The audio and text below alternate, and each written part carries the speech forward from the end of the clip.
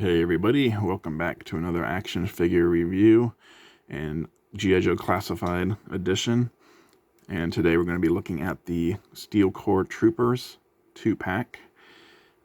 These are basically the Steel Brigade figures from the Real American Hero line, but Hasbro allowed the trademark to lapse on Steel Brigade, so that was snatched up along with Action Force by Bobby Valla and to use in his own toy line.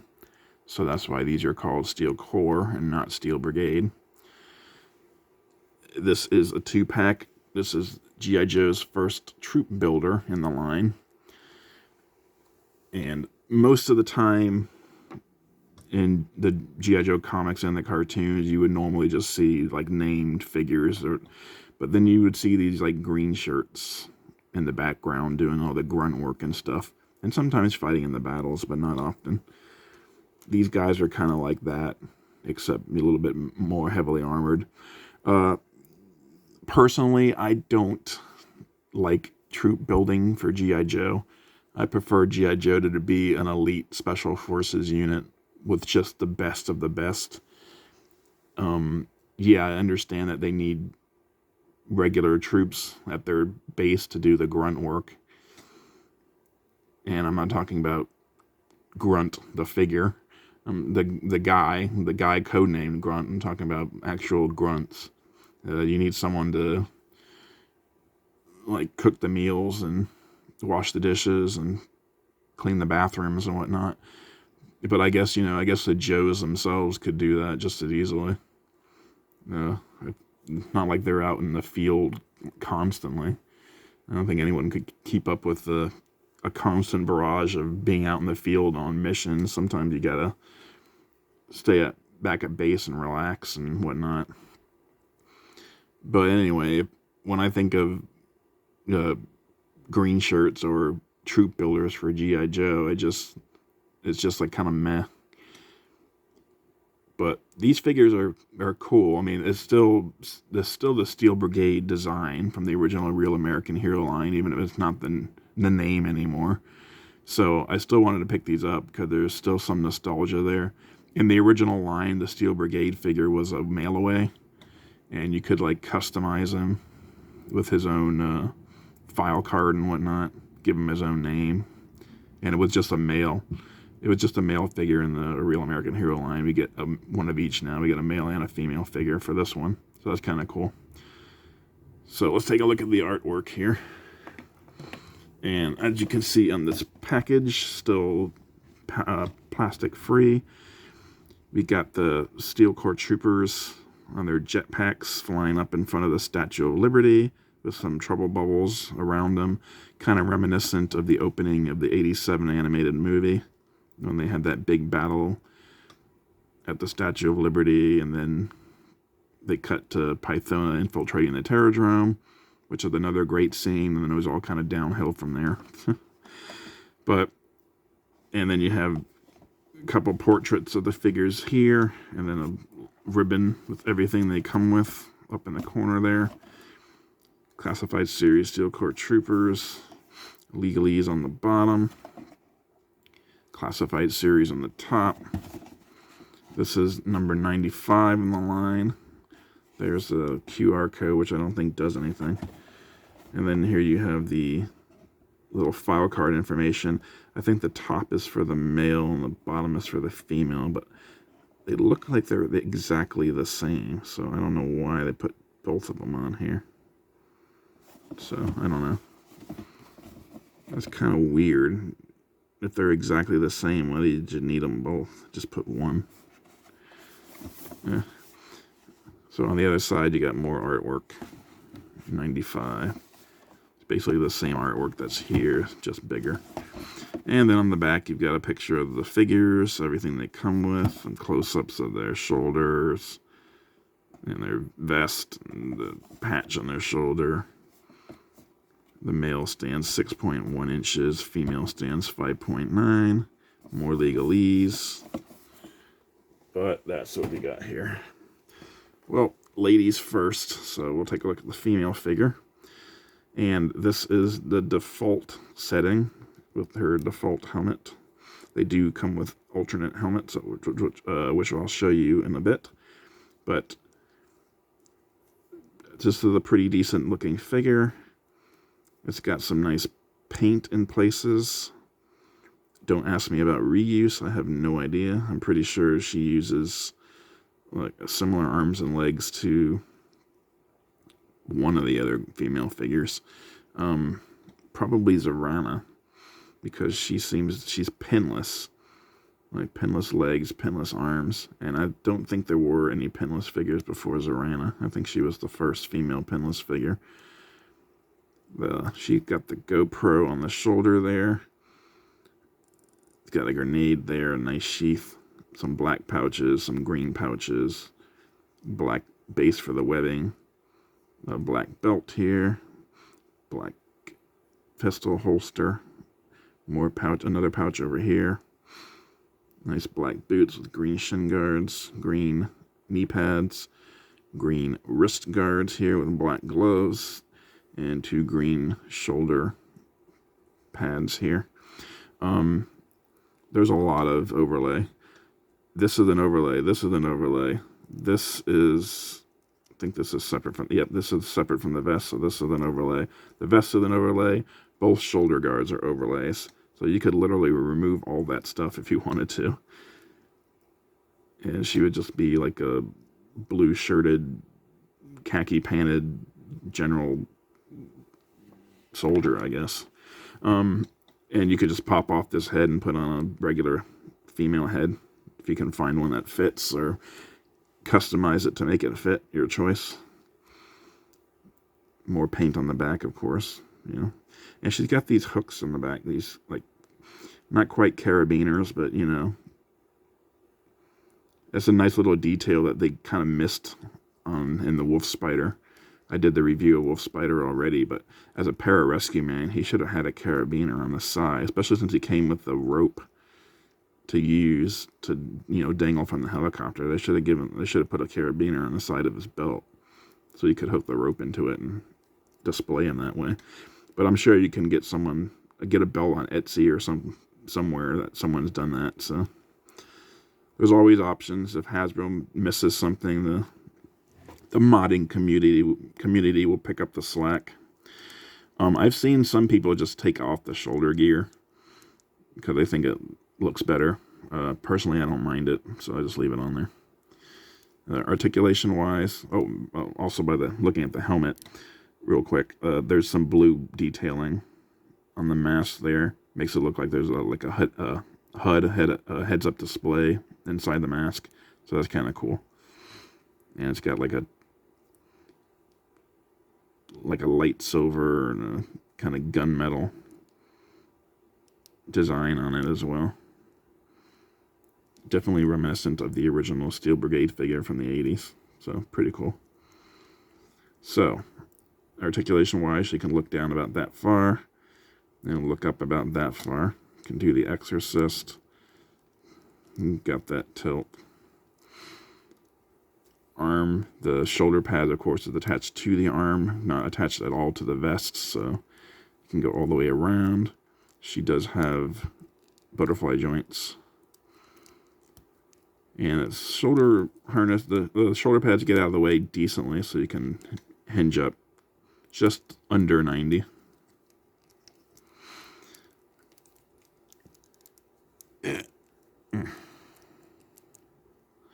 She doesn't have a bicep cut.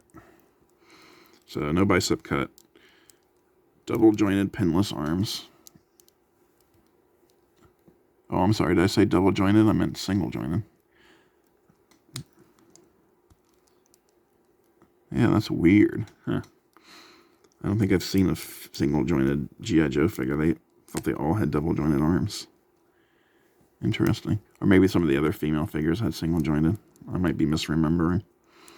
But she can hinge in and out at the elbow. But yeah, she's got single jointed arms. But they are pinless. She's got the vertical hinge on the right hand there. And on the left hand. Alright, ambidextrous. Most female figures have diaphragm cuts, but I really can't tell if it's a diaphragm or ab crunch. But in any case, yeah, it's diaphragm. I can see it now. There's a diaphragm cut in there. But the vest is not going to give you much. Get about that much forward, that much back. You can't twist.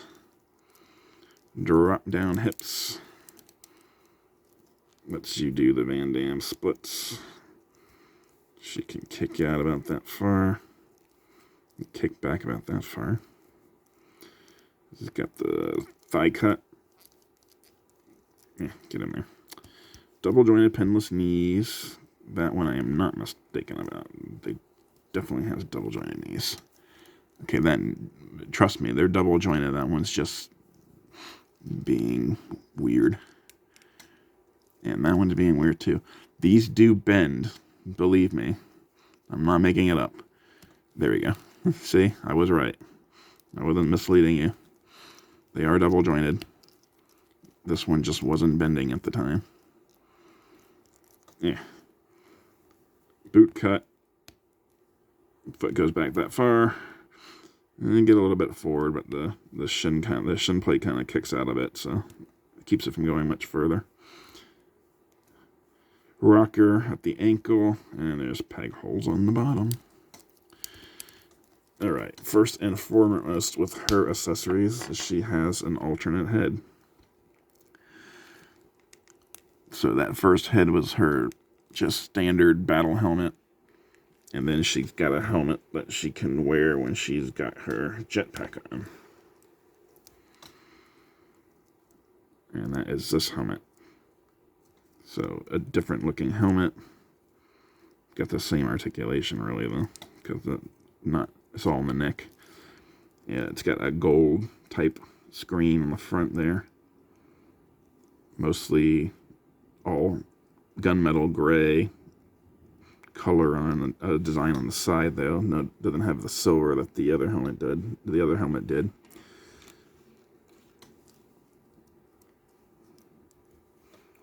And then also, accessory wise, she comes with this knife. Pick it up, camera. Come on. There we go. Nicely painted blade there. It means I don't have to do it myself. And of course a black handle. And that will sheath into her sheath on the chest there. And I like that they put it upside down because that's more standard for military. She also comes with this plain black handgun. No peg holes because this is one of the old guns from the original release of the line. I think this is similar to the one that Duke came with. So this was back when they were just laser guns with no intention of creating blast effects apparently. So they didn't bother putting holes in the front. So this is a relic from a few years ago. And that goes in her pouch there. And she also comes with this submachine gun. It's got a removable magazine.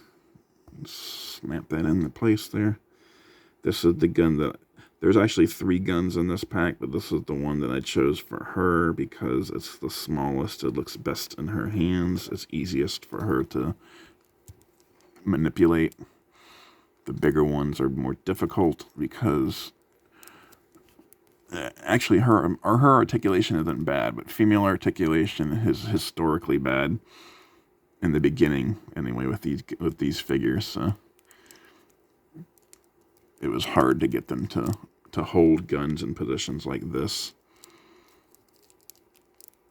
because their arms didn't bend well and they didn't have butterfly joints. And she also comes with a jetpack, and this is the main draw of the 2-pack in my opinion. People have been wanting to get these jetpacks for their figures for a while, so I know a lot of people bought extra packs of the steel core, not because they liked the figure that much, but because they wanted more of these to give to Stalker and Duke and Scarlet and Snake Eyes and everybody but the Steel Core Troopers, basically. It's all one mold, one color mold. Although they did paint the wires up here black, and I got a little bit of paint slop on the side there. Actually, that's like white paint. I don't know where that could have come from. It's weird. And then this got a tampo on the back there. JPU 81G-P with an American flag. And of course that pegs into her back.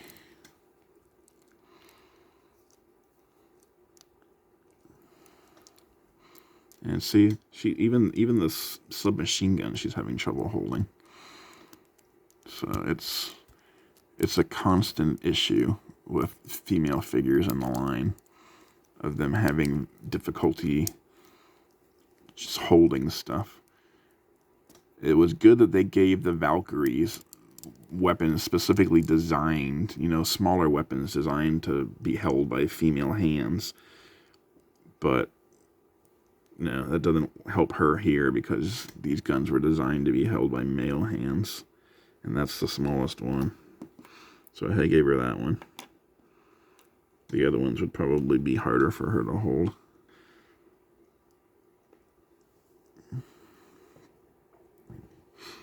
And moving over to the male figure. He's a little bigger, of course. And he's got a slightly different design. He doesn't have the forearm guards. His shoulder pads are bigger and bulkier. And most people I know removed them completely. Some people kept them on the female because she does look they look good on her.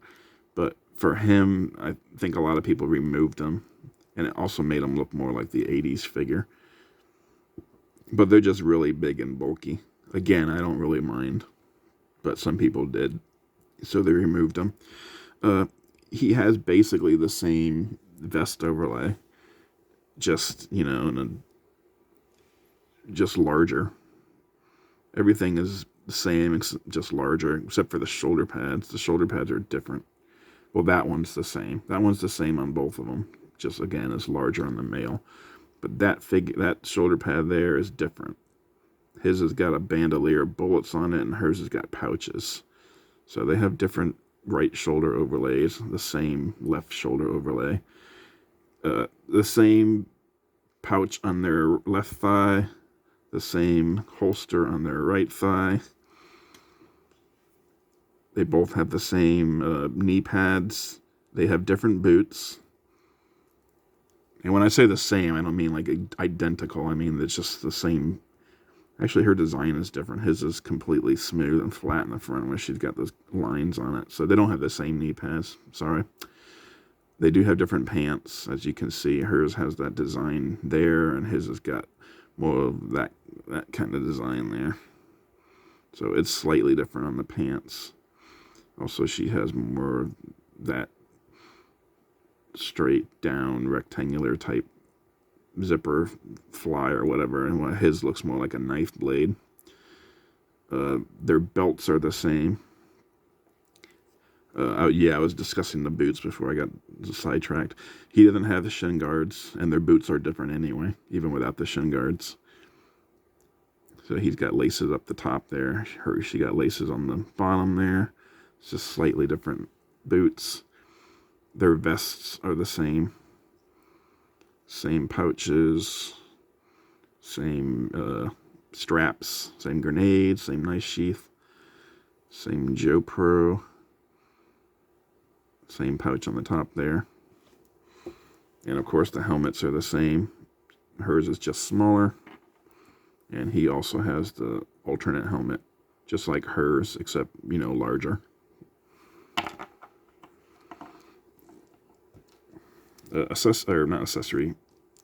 Articulation-wise, he can look down about that far. Can look up about that far. He can do the Exorcist. Got twist, some tilt in his head. Like the female, his shoulder pads aren't attached to the vest, so they can go all the way around. And also, like the female, his shoulder pads get in the way of hinging up his arms, so he can only get about that far. He has a bicep cut, which the female figure doesn't have. He's double jointed, which the female figure isn't, but he has pins, which the female figure doesn't. He hinges, horizontal hinge at the wrist on his right hand, and the vertical on the left hand. The female has vertical on both hands. He has an ab crunch, which the female figure had a diaphragm cut. He can get about that far back. Can't get much forward though because of the vest. He can twist. He's got drop down thighs, giving him that good Van Damme splits there. Got the thigh cut. The double jointed pinned legs. The female figure is pinless. He's got that boot cut. His foot can go back that far, go forward that far. He's got that rocker. He's got peg holes on the bottom. See, I already showed the helmet off. I'm not going to bother swapping him out for this guy. I'll leave him as is. He also comes with the same knife. Same size and everything. That goes right in his sheath, just like the female figure. He also comes with the same pistol. Same size and everything. And that goes right into his thigh holster. And I give him this gun, which is a machine gun with a grenade launcher on the bottom. My barrel is a little bent. I gotta fix that at some point. This is a design that we haven't seen in the G.I.Joe side. I think this came, it's got a removable magazine, by the way. I think this came with the Viper 3-pack, if I remember correctly. I believe this came with the Viper 3-pack. This one has green paint on the grenade launcher part. Everything else is black plastic.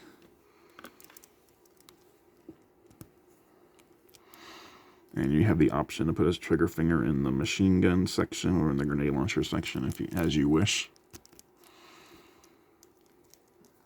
He also comes with his own jetpack. Same exact design as the female figure, even the same size. So that pops onto him like that there. And lastly, they come with this gun as well. This rifle has a removable sniper scope, or not sniper scope, a removable silencer, suppressor, sorry. I didn't mean scope. I can go on the end there. And I don't give this gun to either of them. Also a removable magazine. I don't give this gun to either of them. I gave this gun to Wolf Spider because he came with Falcon's crappy shotgun that falls apart and doesn't seem like a logical choice for a pararescue specialist anyway. So I gave my pararescue specialist this. Wolf Spider gets to use this. That way he can snipe from the helicopter. And then after he's rappelling down, he can take the suppressor off and use this machine gun function. I think that fits a pararescue man much more than a shotgun. Because shotguns are really most effective in close quarters, like inside a building. And if you're a pararescue man, you're probably just going to be like guarding the helicopter on the roof or out in the open somewhere. You're not likely to be actually in the building. So I think this makes more sense for Wolf Spider. That's why I gave them this. They also come with effects. They come with 4 of these that plug into the bottom of their jetpacks to give them blast off look for photo ops and whatnot. Blast off effects. And they're pretty nice. They're a little bent, but you can fix that with some heat. Yeah. See, it's nice orange on the end there, some white smoke, and then an orange peg to plug into the bottom of the jetpack. They also came with a bunch of blast effects for their weapons. And they came with these red laser effects because in the Sunbow cartoon, the Joes fire red lasers out of their guns while the Cobras fire blue. So the Joes get red laser effects. So you get two of these different lengths, straight blast effects. You get one of these spread type effects. And these are the same effects that came with the Viper 3-pack and Officer 3-pack, if you have that set. You get one of these little smaller effects that you can peg directly into the gun itself, or you can peg it into one of these alternate effects as well to create larger effects, like that. And then you have this blast effect, and you plug that into there. Yeah. Now it looks kind of weird. And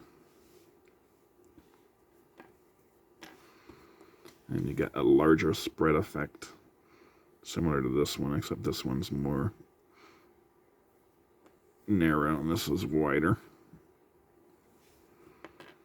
And then you have this effect that you can plug in and make it look like they're taking multiple shots, like right down. You can stick it in the, like that, make it look like they're doing spread fire, or you can turn it to the side and make it look like they're going side to side, sweeping side to side. And lastly, you get a smoke effect and put in the end of the barrel.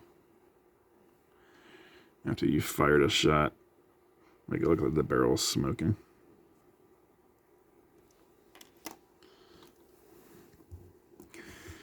So all in all, pretty decent for a Joe troop builder. I'm not as fussed about the jetpacks as some people. Not enough to spend another 50 quid to get another one of these sets. I don't know what I'll do with the jetpacks, like diorama-wise. I'll probably give them to one of the other named figures instead of the steel core ones. And I'll probably put the steel core guys in the back somewhere. Or maybe use them as like bodies lying on the ground that Cobra's killed. I don't really have much of an attachment to these figures, and they're not named, so there's not as much nostalgia there. They don't have any character development, basically. See, I grew up watching the cartoon, but I grew up reading the comic, the Marvel comic, and that was way more detailed.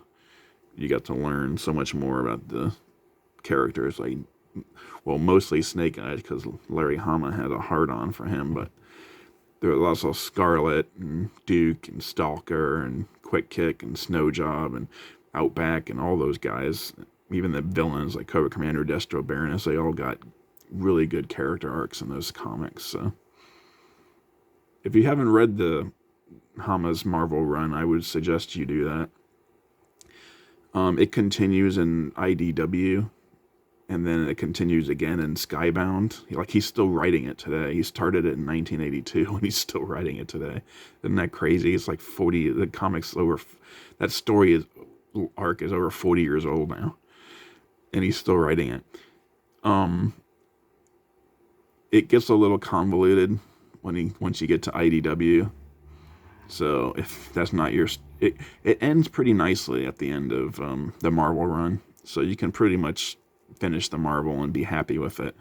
Gets kind of convoluted in IDW, but I felt almost obligated to continue reading it because the story continued and I wanted to see how it went. So I would recommend reading at least the whole Marvel run. If you want to read the IDW run as well, that's up to you. Just make sure you get the Hama version, because IDW did their own spin-off as well. That's not related to Hama's version, so just make sure you get the one that's actually written by Larry Hama. So there's sorry for going off on a tangent there, but there's the Steel Core 2-pack review. Like and subscribe, comment down below what you think about them, and I will see you next time.